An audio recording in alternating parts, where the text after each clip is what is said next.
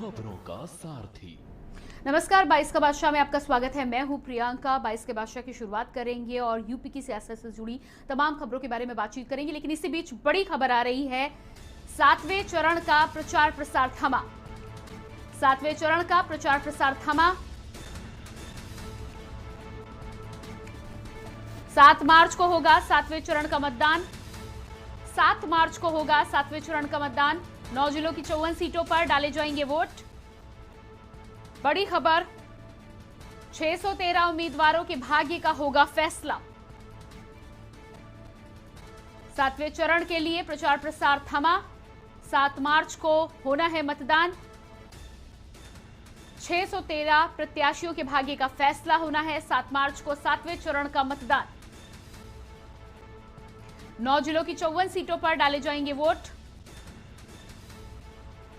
7वें चरण के लिए प्रचार प्रसार थमा। 613 उम्मीदवारों के भाग्य का 7 मार्च को होना है फैसला। मतदाता अपने मताधिकार का करेंगे प्रयोग।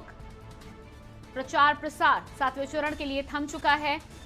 7 मार्च को अब मतदाता अपने मताधिकार का प्रयोग कर 613 प्रत्याशियों की किस्मत का फैसला ईवीएम के बक्सों में बंद करेंगे। 9 जिलों की 54 सीटों पर 7 मार्च को डाले जाएंगे वोट।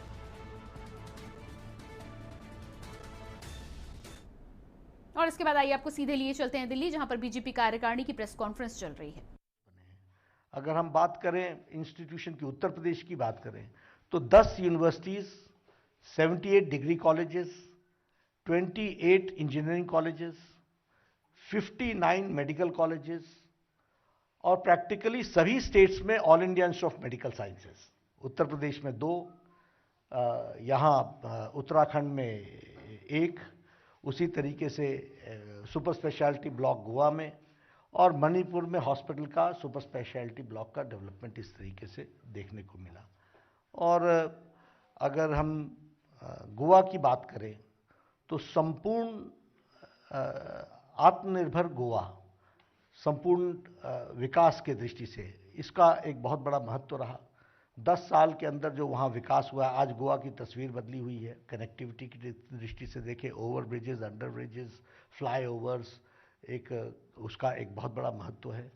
और स्वयं संपूर्ण गोवा जो विषय था, वो विषय भी बहुत अधिक रूप में वहाँ पर कारगर हुआ है।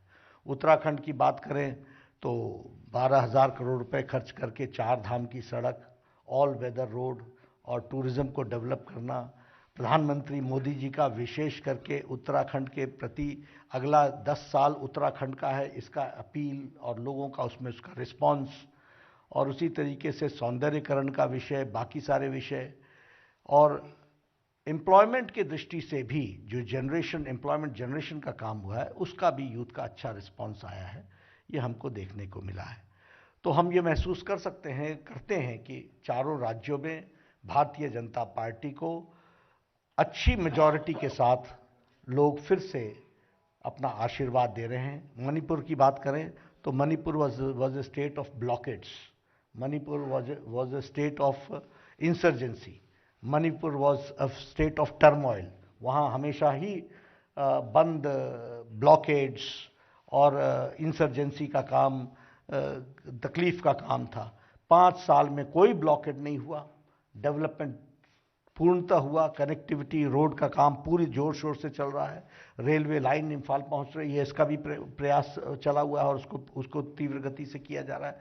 तो हर दृष्टि से देखा जाए तो एक वहाँ पर, और वहाँ का बहुत ही सकारात्मक स्पष्ट रूप में लोग भारतीय जनता पार्टी को सरकार में ला रहे हैं।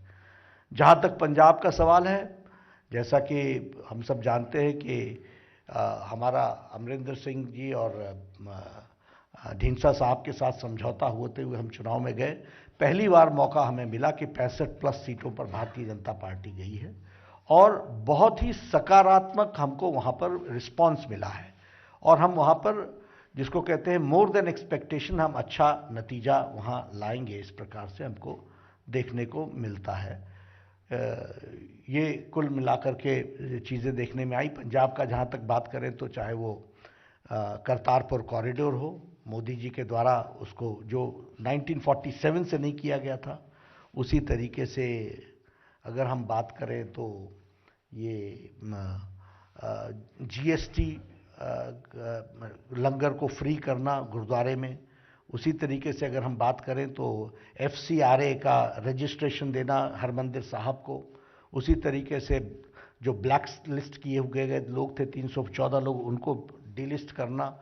तो बहुत बड़ा काम ये जो सिख राइट्स में 1984 में जो हुआ था उसको वापस उनको बुक करना और जेल में डालना, ये कोई नहीं कर सका, मोदी जी के द्वारा हुआ है। और पंजाब में इसका बहुत पॉजिटिव रिस्पांस है, ये हमको देखने को मिला है। जब से कैंपेन शुरू हुआ तब से प्रधानमंत्री जी की सभी राज्यों में बड़ी संख्या में रैली होना, माननीय रक्षा मंत्री जी की रैली होना, माननीय गृह मंत्री जी की रैली होना। तो ये आप देख पा रहे थे, दिल्ली से बीजेपी कार्यकारिणी की प्रेस कॉन्फ्रेंस चल रही थी और जिस तरह से भारतीय जनता पार्टी की सरकारों ने अलग अलग राज्यों में काम किया है, इसको लेकर राष्ट्रीय अध्यक्ष भारतीय जनता पार्टी के जेपी नड्डा जानकारी दे रहे थे। और इसके बाद हम बात करते हैं सत्ता किसकी होगी। इस पूरे मामले में जिस तरह से 7वें चरण के लिए प्रचार प्रसार अब थम चुका है, 7 मार्च को वोट डाले जाएंगे और 613 प्रत्याशियों की किस्मत का पिटारा ईवीएम के बक्से में मतदाताओं के द्वारा बंद किया जाएगा। क्या कुछ अलग अलग जगह का माहौल है, क्या धरातल पर इस समय हकीकत चल रही है, उस बात का हम जायजा लेंगे। और हमारे साथ संवाददाता जुड़ रहे हैं। सबसे पहले सोनाली पटरा, संवाददाता वाराणसी से हमारे साथ जुड़ चुकी हैं। जी सोनाली, वाराणसी की यदि हम बात करें तो कल जिस तरह से प्रधानमंत्री नरेंद्र मोदी का रोड शो वहां पर सामने आया, अथाह जनसागर वाराणसी की सड़कों पर दिखाई दिया। इस रोड शो के बाद यदि हम बातचीत करें तो किस तरह का रुझान आपको वाराणसी में नजर आ रहा है, क्योंकि इससे पहले सपा सुप्रीमो अखिलेश यादव, ममता बनर्जी और कई अन्य दलों के नेता भी वहां पर पहुंचे थे। क्या ताजा हालात बन रहे हैं? जी आपको बता दें कि प्रधानमंत्री नरेंद्र मोदी कल पूरे रोड शो में अपने पूरी ताकत झोंक दी है उन्होंने। और वाराणसी की जनता की बात की जाए तो उनके सांसद कल वाराणसी में थे, आज भी वाराणसी में है और उनके स्वागत के लिए जनता भी बहुत तैयार थे और उनके स्वागत भी किया उन्होंने। ये आपको बता दें कि भाजपा को मजबूती देने के लिए कल का रोड शो बहुत ही खास था और बहुत जरूरी था प्रधानमंत्री द्वारा। और जो प्रधानमंत्री ने जनसंपर्क किया लोगों से, चाय के अरी पे भी गए वो, और पान खाई बनारसी पान कैंट स्टेशन पे भी लोगों से मिले, वो बहुत ही महत्वपूर्ण था इस बार के चुनाव के लिए। जी बिल्कुल। तो जिस तरह से आपका जी जनता की रुझान की बात की जाए तो युवा वर्ग की बात की जाए तो यहाँ पे अखिलेश यादव की भी सपोर्ट में, सपा की सपोर्ट में बहुत लोग हैं, पर भाजपा भी अपना दमखम दिखा रही है वाराणसी में। जी बिल्कुल। तो जिस तरह से आपका कहना है कि समाजवादी पार्टी के भी सपोर्टर्स वाराणसी में हैं, प्रधानमंत्री नरेंद्र मोदी की रैली में खासतौर से जिस तरह से लोग उमड़े थे, स्थानीय मुद्दों के साथ ही साथ वाराणसी से जुड़े हुए खास मुद्दों की यदि हम बात करें तो वो कौन से मुद्दे हैं जिनको लेकर कल 7 मार्च को वाराणसी की जनता मतदान करने वाली है? लोग यहाँ पे लोगों की बात की तो काफी में महंगाई और बेरोजगारी के भी मुद्दे हैं और विकास के मुद्दे जो है वो लोग जनता ने उठाई है और इसको लेकर मतदान भी होने वाले हैं। जनता की नजर में ये रख के मतदान करने वाले हैं। जी बिल्कुल। जौनपुर से हमारे साथ अजीत गिरी भी जुड़ चुके हैं। जी अजीत, जौनपुर की यदि हम स्थितियों की बात करें तो क्या आपको स्थिति इस समय नजर आ रही है, क्योंकि लगातार प्रचार प्रसार अब थम चुका है, किस तरह से वहां की जनता सोचती है और किसका पलड़ा ज्यादा भारी नजर आ रहा है आपको? जी सर, जिस तरह आपको बता दूं कि अब जो चुनाव का जो लोग प्रचार कर रहे थे अब बंद हो चुका है और अब लगातार जिस तरह से अभी आज अमित शाह जनपद जौनपुर में आए थे मल्हनी में, उन्होंने भाजपा के लिए वोट मांगा और जनता काफी उत्साहित थी और उन्होंने कहा कि भाजपा सरकार में लगातार लोगों को, बेरोजगारों को नौकरी मिली है और तमाम अपनी योजनाएं गिनाई और कहा कि दूरबीन लेकर माफिया ढूंढने पर नहीं मिल रहे हैं। और यही कहा कि समाजवादी पार्टी पर निशाना साधते हुए अमित शाह ने कहा। जी बिल्कुल अजीत, जौनपुर में यदि बात करें तो समाजवादी पार्टी कितनी कड़ी टक्कर दे रही है?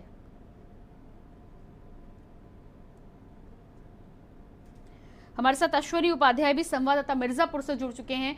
अश्विनी, मिर्जापुर की यदि हम बात करें तो मिर्जापुर की क्या स्थिति बनती हुई नजर आ रही है? समाजवादी पार्टी और गठबंधन का इस समय क्या वहां पर स्थिति है, और साथ ही साथ यदि हम कड़ी टक्कर की बात करें तो कितने कड़े मुकाबले में है भाजपा और सपा वहां पर?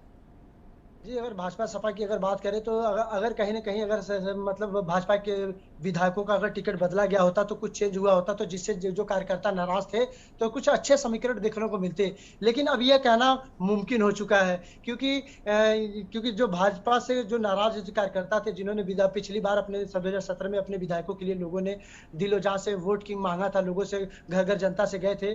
लेकिन जब विधायक के पास जाने पर उनकी सुनवाई नहीं होती थी, तो इस बार काफ़ी कुछ लोग भाजपा के ही कार्यकर्ता कुछ नाराज़ हैं। हालाँकि कुछ लोग कह रहे हैं कि मुख्यमंत्री का चेहरा देखें, लेकिन कुछ लोग कह रहे हैं कि विधायक का चेहरा, क्योंकि क्षेत्र में विकास विधायक करने आएँगे, ना कि मुख्यमंत्री वहाँ पहुँचेंगे। गाँव की दुख-सुख में जो क्षेत्र का विधायक होगा वह पहुँचेगा। तो इस बार बड़ा दिलचस्प और बहुत कड़ा मुकाबला है समाजवादी पार्टी के साथ और भाजपा के साथ। इस बार जी बिल्कुल, हमारे साथ इकरार खान गाजीपुर से जुड़ चुके हैं। जी इकरार, गाजीपुर की स्थितियों की यदि हम बात करें, अजीत आपके पास वापस लौट कर आते हैं। गाजीपुर से हमारे साथ इकरार बने हुए हैं, उनका रुख करेंगे। इकरार, गाजीपुर की यदि बात करें तो क्या स्थितियां नजर आ रही हैं? समाजवादी पार्टी और भाजपा में कितनी कड़ी टक्कर आप देख पा रहे हैं अपने क्षेत्र में?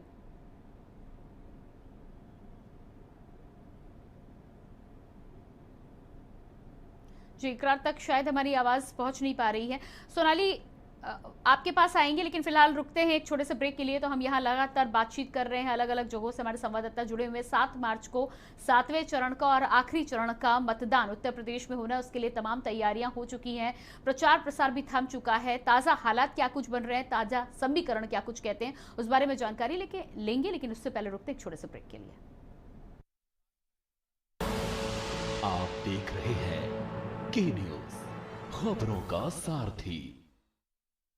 जुबान के लिए उड़ चला गैरों की ज़मीं पर, खुशबू अपने पन की ढूंढता और दूर कितना भी जा, इस जुबान से दूर ना जा पाओगे। विमल, बोलो जुबान केसरी। सोचिए मत, मेरी और पूरे हिंदुस्तान की तरह आप भी समर कूलर और होम अप्लायंसेस लीजिए और बेफिक्र हो जाएगी।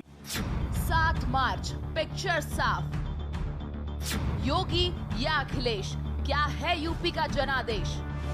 कौन बनेगा सुल्तान, किसके हाथ होगी कमान? सबसे पहले सबसे सटीक 7 मार्च शाम 5 बजे से देखिए पीपल्स पल्स और के न्यूज का सबसे बड़ा और विश्वसनीय एग्जिट पोल। आप देख रहे हैं के न्यूज, खबरों का सारथी। ब्रेक के बाद एक बार फिर से स्वागत है। किसकी सत्ता होगी, इसको लेकर हम जानकारी ले रहे हैं। 7वें चरण का चुनाव 7 मार्च को होना है, उसके लिए प्रचार प्रसार पहले ही थम चुका है। अब क्या कुछ ताजा स्थिति बन रही है अलग अलग जगहों की, उसके लिए हमारे संवाददाता हमारे साथ जुड़ रहे हैं, ताजा हाल वहां का जानेंगे। सोनाली पटवा हमारे साथ वाराणसी से जुड़ी हैं, अजीत गिरी संवाददाता जौनपुर से जुड़े हैं और गाजीपुर से इकरार खान हमारे साथ जुड़े हैं। इकरार, आपको मेरी आवाज मिल पा रही है? हेलो जी इकरार, आपसे जानकारी चाहेंगे। गाजीपुर की यदि हम बात करें तो गाजीपुर में कितनी कड़ी टक्कर आप समाजवादी पार्टी और भारतीय जनता पार्टी में देख पा रहे हैं, और क्या कहीं कहीं आपको गाजीपुर में त्रिकोणीय मुकाबला भी देखने को मिल रहा है? जी, बता देना चाहता हूं कि गाजीपुर में भारतीय जनता पार्टी और समाजवादी पार्टी के बीच में बहुत ही जबरदस्त टक्कर था, लेकिन कहीं ना कहीं बहुजन समाज पार्टी ने ऐसे प्रत्याशियों का चयनित किया है जिससे कि कुछ विधानसभा ऐसी जो लड़ाई रिकॉर्डिंग में देखने को नजर आ रही है। जैसे जोहराबाद में सदा फातिमा पूर्व मंत्री समाजवादी पार्टी के थे, जिन्होंने बसपा का दामन थाम के उसके बाद उन्होंने बसपा का दामन थामने के बाद बसपा लड़ रही, जिससे यहाँ की सामने दिखी। हालांकि सदा फातिमा बहुत यहाँ विकास की थी, यहाँ पे तहसील का निर्माण कराया, सीओ कार्यालय का भी निर्माण कराया। और मैं आपको बता दें कहीं ना कहीं भारतीय समाज पार्टी यानी सुहेल देव के राष्ट्रीय अध्यक्ष भी यहाँ चुनाव लड़ रहे हैं। इसकी वजह से जोहराबाद की सीट बहुत ही हार्ड मानी जा रही है। और साथ में जो और 6 विधानसभाएं बच रही हूँ वहां पे भी कहीं ना कहीं ऐसी 2 से 3 विधानसभाएं जहां पे बहुजन समाज पार्टी और भारतीय जनता पार्टी और साथ साथ समाजवादी पार्टी भी त्रिकोणीय लड़ाई लड़ने के मूड में है। जी बिल्कुल। तो जिस तरह आप कह रहे हैं कि जोहराबाद की सीट हॉट सीट है, वहां पर सपा और गठबंधन की जो सीट है वो उसको आप कितना पक्का मान रहे हैं कि सीट आसानी से निकाल लेगी समाजवादी पार्टी? जी, हम बताना चाहते हैं कि जोहराबाद की सीट जो है बहुत ही कांटे की टक्कर होगी और जो हार और जीत का जो प्रतिशत होगा वो भी बहुत कम होगा। 1000 भी हो सकता है, 5000 भी हो सकता है, कभी 200 भी हो सकता है, जो मार्जिन से चुनाव त्रिकोणीय लड़ाई में जीत सकते हैं। या तो प्रकाश राज भर भी जीत सकते हैं और सदा फातिमा का भी दावेदारी बहुत ही मजबूत है। यहाँ के कोई भी कास्ट हो या कोई भी समाज के वर्ग के लोग हो, सब में सदा फातिमा कहीं ना कहीं पैठ मानी जा रही, देखी जा रही है। इसकी वजह से यहाँ की जो लड़ाई होगी या जो वोटिंग की जो प्रतिशत होगा, बहुत ही कम मार्जिन में हार जीत होगा। जी बिल्कुल। सोनाली, वाराणसी की यदि हम बात करें तो वाराणसी में प्रधानमंत्री नरेंद्र मोदी के लिए तो अथाह प्यार हम देख ही चुके हैं, लेकिन उससे पहले सपा सुप्रीमो और पश्चिम बंगाल की मुख्यमंत्री ममता बनर्जी भी पहुंची थी। वहां आकर उन्होंने जनता से तमाम बातचीत करने की कोशिश की, लेकिन क्या लगता है आपको कि उनके आने का क्या कुछ प्रभाव पड़ेगा इस चुनाव पर?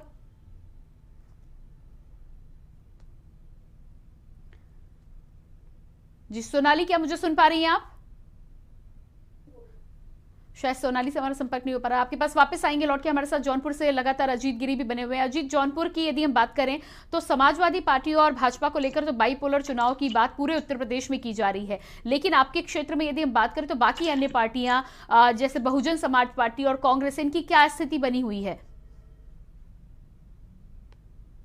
अजीत, अपने फोन को आप अनम्यूट कर लीजिएगा। जैसे कि मैं बताना चाहूंगा कि समाजवादी पार्टी और बसपा की आपने बहुत अच्छी बात कही। जो जफराबाद विधानसभा सीट अभी जो कल की मुख्यमंत्री योगी आदित्यनाथ यहाँ पर पहुंचे थे, जो कि ये त्रिकोणीय लड़ाई होगी। जहां तक अब तक के समाजवादी गठबंधन से बसपा के जो जगदीश नारायण राय जो पूर्व में कैबिनेट मंत्री रहे हैं बसपा से, उन्हें गठबंधन से, समाजवादी गठबंधन से टिकट मिला है। तो वहीं बसपा से सतीश चंद्र मिश्रा को मिला है टिकट। तो वहीं भाजपा से डॉक्टर पूर्व पहले जो विधायक थे उन्हीं को ही दोबारा दाव खेला है भाजपा ने। तो कहीं ना कहीं इस बार अब त्रिकोणीय लड़ाई हो गई है, लेकिन अब ये कहना मुश्किल है क्योंकि अब बसपा को भी हल्के में नहीं लिया जा सका, क्योंकि जफराबाद विधानसभा जो सीट है सबसे जो ब्राह्मण बाहुल्य क्षेत्र है। तो कहीं ना कहीं ब्राह्मण को टिकट देने से इस बार बहुत त्रिकोणीय लड़ाई हो गई, लेकिन अब कहना मुमकिन होगा। लेकिन जनपद जौनपुर की अगर बताया तो आपको सबसे हॉट सीट है मल्हनी विधानसभा। जिले की सबकी नजर इस समय मल्हनी विधानसभा पे है, क्योंकि जहां से निर्दल प्रत्याशी जो कि जेडीयू, जो बिहार की जो जेडीयू है उससे लड़ रहे हैं धनंजय सिंह, बाहुबली धनंजय सिंह, तो भाजपा से केपी सिंह है और वहीं समाजवादी पार्टी से लकी यादव है। तो कहीं ना कहीं दिलचस्प नजारा होगा। आज अमित शाह वहां पर पहुंचे भी थे, उन्होंने साफ कहा कि उत्तर प्रदेश में हो चाहे देश में हो, माफिया राज खत्म हो चुका है। जो थोड़े बहुत बचे हैं, 10 तारीख को भाजपा बहुमत से सरकार बना रही, उसके बाद माफियाओं का भी सफाया करेगी। तो कहीं ना कहीं बहुत बड़ा संदेश देके गए हैं अमित शाह। और इस तरह से जो कार्यकर्ता है, जो यहाँ जमीनी किसान है, जो यहाँ के लोग हैं, इस बार काफी उत्सुक है और काफी ज्यादा वोट करने के लिए, क्योंकि आखिरी चरण है 7वां विधानसभा का जो आखिरी चरण है। लोग ज्यादा से ज्यादा वोट करने के लिए यहाँ पर जो अधिकारी हैं अपील भी कर रहे हैं कि इस बार की आखिरी चरण है, ज्यादा से ज्यादा लोग वोट करें, घरों से बाहर निकले। तो कहीं ना कहीं इस बार जनपद जौनपुर में भी अधिक से अधिक वोट होगा और इसका लाभ देखने को मिलेगा। और समाजवादी पार्टी और भाजपा में जबरदस्त कांटे की टक्कर रहेगी। जी बिल्कुल। तो आप अजीत बने रहिएगा हमारे साथ। सोनाली, तमाम जानकारी के लिए आपका बहुत बहुत शुक्रिया। तो यहाँ पर एक छोटे से ब्रेक के लिए हम रुक रहे हैं। लगातार हम बातचीत कर रहे हैं जिस तरह से उत्तर प्रदेश में 7वें चरण का प्रचार प्रसार अब थम चुका है। 7 मार्च को वोटिंग के लिए मतदाता तमाम प्रत्याशियों के भाग्य का फैसला लेंगे। ताजा स्थिति जानने का प्रयास करेंगे, लेकिन पहले रुकते हैं ब्रेक के लिए। आप देख रहे हैं के न्यूज, खबरों का सारथी। पर ये दिल है कि चख रहा है उन्हीं अल्फाज़ों का दूर कितना भी जाओ, इस जुबान से दूर ना जा पाओगे। विमल, बोलो जुबान केसरी। 7 मार्च, पिक्चर साफ। योगी या अखिलेश, क्या है यूपी का जनादेश? कौन बनेगा सुल्तान, किसके हाथ होगी कमान? सबसे पहले सबसे सटीक 7 मार्च शाम 5 बजे से देखिए पीपल्स पल्स और के न्यूज का सबसे बड़ा और विश्वसनीय एग्जिट पोल। आप देख रहे हैं के न्यूज, खबरों का सारथी। ब्रेक के बाद एक बार फिर से बहुत स्वागत है आपका। किसकी सत्ता होगी, इसको लेकर हम लगातार चर्चा कर रहे हैं। हमारे साथ तमाम संवाददाता अलग अलग क्षेत्रों से जुड़ रहे हैं और ताजा स्थिति, ताजा समीकरण क्या कुछ बन रहे हैं 7वें चरण के पहुंचने तक, ये हम जानने का प्रयास कर रहे हैं। जौनपुर से और बनारस से हमारे साथ संवाददाता अंतिमा सिंह जुड़ चुकी हैं। जी अंतिमा, आपसे यहाँ पर जानकारी चाहेंगे बनारस की। यदि हम बात जब कर रहे थे, प्रधानमंत्री नरेंद्र मोदी के रोड शो में जिस तरह से अथाह भीड़ सामने आई है, इससे कहीं ना कहीं प्रधानमंत्री के प्रति उनका प्यार तो साफ नजर आ रहा है। लेकिन यदि हम तमाम विधायकों की बात करें, अलग अलग क्षेत्रों की बात करें, तो क्या भारतीय जनता पार्टी के अलावा समाजवादी पार्टी भी उतनी ही कड़ी टक्कर से आपको चुनाव लड़ती हुई नजर आ रही है? या जिस तरह से कल रैली यहां पर देखने को मिली, जन समूह देखने को मिला, उससे पिक्चर कहीं ना कहीं साफ हो चुकी है? हाँ जी, आपको बता दें कि जिस तरह से प्रधानमंत्री नरेंद्र मोदी का रोड शो हुआ, इस तरह से जो है कि उन्होंने काशी में आकर के अपना दम दिखाया और जनता से यहाँ से संवाद किया। और आपको ये भी बता दें कि काशी ही नहीं, काशी की जनता और सपा और बीजेपी दोनों का जो है कि मुकाबला देखने को मिल सकता है। और बात की जाए, अगर रोड शो की बात की जाए, तो रोड शो का बहुत ही असर देखने को मिल सकता है, क्योंकि यहाँ पे बीजेपी और सपा का बराबर का मुकाबला देखने को मिल रहा है। क्योंकि अगर बात की जाए युवा लोगों की, तो युवा में जो है कि अखिलेश यादव ज्यादा जो है कि सपोर्टर मिल रहे हैं। और मोदी की बात की जाए तो एक तरीके से काशी जो है कि मोदी का एक तरीके से गढ़ है, यहाँ के सांसद है, इसलिए उन्हें ज्यादा लोग जो है कि पसंद करते हैं। जी बिल्कुल। अजीत, जौनपुर की आप बात कर रहे थे, माफियाओं की खासतौर से आपने बात की है, और बीजेपी के तमाम नेता इस समय माफियाओं की बात, दंगों की बात करते हुए नजर आ रहे हैं, जिसकी बात लगातार भारतीय जनता पार्टी के द्वारा की जा रही है। आज मुख्यमंत्री ने प्रेस कॉन्फ्रेंस के दौरान भी इस मुद्दे को उठाया। क्या आपको लगता है कि वाकई में ये जो मुद्दा है वो कल जब 7 मार्च को मतदाता वोट करने आएंगे तो वो भी दिमाग में इस बात को रखेंगे और इसका चुनाव में मतदान पर असर होने वाला है? जी बिल्कुल, आपने बिल्कुल सही कहा, इसका असर बहुत तेजी से पड़ेगा। लेकिन यहाँ अगर बाहुबल की बात करें तो जिस तरह से धनंजय सिंह को बाहुबल माफिया और जिस तरह से उन्हें बताया जाता है, लेकिन क्षेत्र की जनता इस बार धनंजय सिंह को काफी सपोर्ट कर रही है। धनंजय सिंह, क्योंकि उनका साफ कहना है कि अगर धनंजय सिंह गलत होते तो सरकार उन पर कार्रवाई जरूर करती। अगर कहीं सरकार अगर उनके ऊपर कार्रवाई नहीं कर रही तो धनंजय सिंह, इसका मतलब कि साफ और पाक है, इसीलिए उन पर कार्रवाई नहीं कर रहे। इसलिए इसका असर भी देखने को मिलेगा। कहीं न कहीं मल्हनी से धनंजय सिंह भी जीत सकते हैं ये सीट, क्योंकि लगातार जनता का प्यार, क्योंकि उनकी पत्नी श्री कला रेड्डी जो है जिला पंचायत है, उन्होंने जिला सदस्य है, उन्होंने तमाम मनाम किया। तो इसका देखो फायदा उनके पति को, धनंजय सिंह को जरूर मिलेगा, क्योंकि उन्होंने साफ तौर से कह रखा है कि जितने भी आरोप लगे हैं, आरोप प्रत्यारोप बेबुनियाद है। क्योंकि अगर मैं गलत होता तो ये सरकार जिस तरह माफियाओं पर कार्रवाई कर रही तो हमारे ऊपर भी कार्रवाई होती। अगर मैं सही हूं इसीलिए यह सरकार हम पर कार्रवाई नहीं कर रही। लेकिन अमित शाह ने जो आज बात बोली कि जो सपा सरकार है ये माफियाओं की सरकार है, और यहाँ पर मल्हनी विधानसभा में दो माफिया लड़ रहे हैं, 2 बाहुबली लड़ रहे हैं। जल्द ही 10 तारीख के बाद बाहुबलियों का सफा होगा। तो कहीं ना कहीं ये संकेत उन्होंने दिया है और इशारा करते हुए कि इसका बहुत ज्यादा देखने को मिलेगा। लेकिन इस बार आपको बता दें कि जनपद जौनपुर के 9 सीटों काफी दिलचस्प, पूरे पूर्वांचल में सबकी नजर जनपद जौनपुर पर है, क्योंकि जनपद जौनपुर पूर्वांचल का सबसे बड़ा जिला माना जाता है। और 9 विधानसभा की सीटों पर गजब कांटे की टक्कर रहेगी। अब तो 7 तारीख को मतदाता जाएगा, वोट करेगा, बाकी 10 तारीख को ही भविष्य के गर्भ में है कि किसकी सरकार बनती है और कितने वोटों से आगे। जी बिल्कुल, हमारे साथ गाजीपुर से इकरार खान भी बने हुए हैं। इकरार, गाजीपुर की यदि हम खासतौर से बात करें तो जिस तरह से जौनपुर में माफिया राज की बात करते हुए नजर आ रहे हैं, सुरक्षा व्यवस्था पर बात करते हुए नजर आ रहे हैं, यदि हम भारतीय जनता पार्टी के चुनाव प्रचार को देखें तो कहीं ना कहीं लाभार्थी वर्ग और जिनको योजनाओं का लाभ मिला है उसको लेकर भी इस बार के चुनाव में खासतौर से कहा जा रहा है कि ये साइलेंट वोटर हैं और लाभ के आधार पर भारतीय जनता पार्टी को फायदा दे सकते हैं। आपके क्षेत्र में यदि बात करें तो कितना इस तरह का वोट बैंक होगा और क्या वाकई में इसका असर 7 मार्च को पड़ने वाला है गाजीपुर में? जी बता देना चाहता हूं कि कहीं ना कहीं चाहे भारतीय जनता पार्टी के मुख्यमंत्री हो, चाहे प्रधानमंत्री हो, चाहे गृह मंत्री अमित शाह हो, जो भी गाजीपुर में आया उन्होंने एक ही बात कहा कि बुलडोजर कहीं ना कहीं बहुत बड़ा भारतीय जनता पार्टी के लिए बहुत बड़ी भूमिका बुलडोजर निभा रहा है। हालांकि मुख्यमंत्री जी का गहमर में एक प्रोग्राम था जिसमें 3 से 4 बुलडोजर को खड़ा करके रखा गया था। मुख्यमंत्री ने ये भी बयान देखा मेरे सामने बुलडोजर सर्विसिंग के लिए गए हैं, जैसे हमारी सरकार दोबारा आती तो फिर हम बुलडोजर को सर्विसिंग के बाद आके वही काम करें। तो कहीं ना कहीं माफियाओं के लिए भारतीय जनता पार्टी का मेन और पहला प्रमुखता से इस बात उठाती है, किसी भी जिले में जाती है। और रही गाजीपुर में विधानसभा में माफियाओं के बाद कहीं ना कहीं मुख्तार अंसारी, माननीय योगी आदित्यनाथ ने एक भाषण दिया था कि मुख्तार अंसारी और आजम खान को जहां जाना था वहां चले गए। अब न भय है, भय मुक्त सरकार अगर चाहिए तो आप हमको भारतीय जनता पार्टी को सरकार चुननी चाहिए। तो कहीं ना कहीं जनता में एक खुशी का भी माहौल है कि हमें भय मुक्त सरकार मिलेगी। लेकिन कहीं ना कहीं जैसे मुख्तार अंसारी को जो मानने वाले हैं, जिसको मसीहा मुख्तार अंसारी कहते हैं, वो कहीं ना कहीं दोषी है कि मुख्तार अंसारी के इसमें दोष क्या दोष रहता तो 15 साल से जेल में नहीं है। जैसे में लखीमपुर खीरी के केंद्रीय गृह मंत्री के लड़के टेनी ने जो किसानों के ऊपर हमला किया, किसानों को अपनी गाड़ी कार से रौंद दिया, उसके बाद उसको उसकी जमानत मिल जाती है। लेकिन मुख्तार अंसारी 15 से 16 साल से जेल में, लेके अब तक उनको किसी भी केस में उनको सजा नहीं, उसके बाद भी उनको मुख्तार अंसारी के परिवार को डिस्टर्ब किया जाता है। जी बिल्कुल। अंतिमा, वाराणसी की यदि बात करें तो वाराणसी में मुख्य तौर पर प्रधानमंत्री से लेकर मुख्यमंत्री तक विकास की बात करते हुए नजर आते हैं। विकास के साथ ही साथ कितनी संतुष्ट जनता वहां पर है, और इस विकास के अलावा और कौन से ऐसे मुद्दे हैं जिनको लेकर अभी कमी देखी जा रही है बनारस में? बनारस की अगर बात की जाए तो यहाँ पे विकास के मुद्दे के साथ साथ यहाँ पे महंगाई, बेरोजगारी, ये सबसे बड़ा मुद्दा बन गया है। महंगाई और बेरोजगारी, इसको लेकर आम जनमानस जो है काफी चिंतित नजर आते हैं।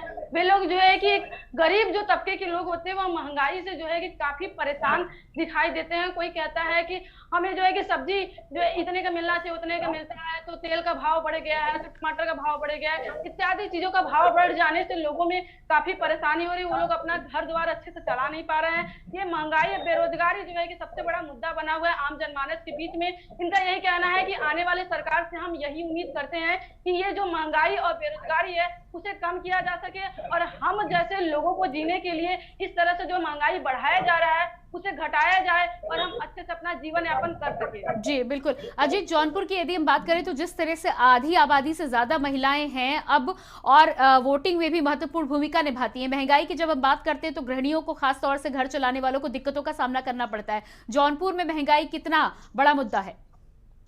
बिल्कुल, आपने सही कहा कि महंगाई बहुत बड़ा मुद्दा है। जिस तरह से सिलेंडर के दाम आसमान छू रहे हैं, जिस तरह से राशन के दाम आसमान, जिस तरह सरसों का तेल आसमान, तो इसका कहीं ना कहीं देखो असर देखने को जरूर मिलेगा। क्योंकि जो किसान हैं, किसानों को 5 किलो राशन फ्री देने से आप किसी को अपनी तरफ नहीं खींच सकते, क्योंकि अब किसान भी जागरूक हो चुका है।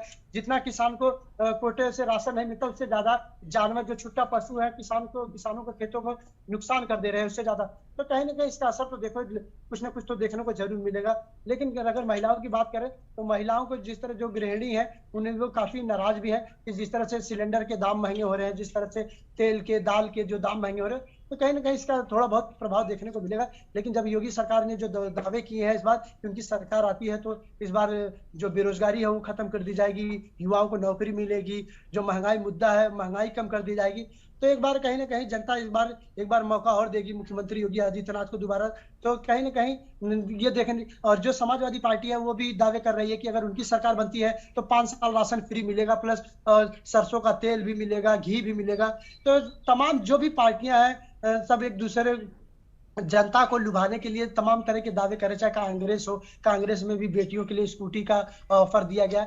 तो कहीं ना कहीं जनता सब जान चुकी है, ये सब लुभावने मतलब जो लुभावना दे रहे हैं जनता को। लेकिन अब जनता पढ़ी लिखी है, समझदार हो चुकी है। इस बार जनता अपने मत का सही जगह प्रयोग करेगी और सही लोगों को वोट करेगी। जी बिल्कुल अजीत, इस तमाम जानकारी के लिए बहुत शुक्रिया। अंतिमा, आपका भी शुक्रिया, और इकरार आपका भी बहुत बहुत शुक्रिया जुड़ने के लिए। तो लगातार हम बातचीत कर रहे थे जिस तरह से किसकी सत्ता होगी। अब ये फैसला तो 10 मार्च को सामने आना है, लेकिन आखिरी चरण के चुनाव, आखिरी चरण का मतदान अभी बचा हुआ है। प्रचार प्रसार अब थम चुका है, लेकिन 613 प्रत्याशियों के भाग्य का पिटारा ईवीएम में 7 मार्च को बंद होना है। देखना ये होगा कि क्या कुछ समीकरण बनते हैं और इसके माध्यम से 10 मार्च को जो परिणाम निकल कर आते हैं उसमें कौन सा दल सत्ता पर काबिज होता है। इसके लिए 10 मार्च तक इंतजार करना होगा। बाकी खबरों के लिए आप लगातार बने रहिए के न्यूज इंडिया के साथ, और मुझे दीजिए इजाजत। नमस्कार।